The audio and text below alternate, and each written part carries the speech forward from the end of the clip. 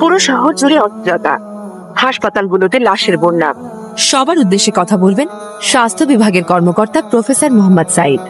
আজ ক্রান্তি লগ্নে দাঁড়িয়ে আমি আজ আপনাদের সাথে কিছু গুরুত্বপূর্ণ তথ্য নিয়ে আলোচনা করব। আপনারা দেশবাসীকে সচেতন করবেন। আপনারা জানেন গত মাস যাবৎ সারা দেশে একটি ভাইরাস ছড়িয়ে পড়েছে। আপনারা বাইরে চলাচল করার সময় হাতে গ্লাভস ব্যবহার করবেন। এটি একটি মারাত্মক প্রাণঘাতী ছোঁয়াচে ভাইরাস।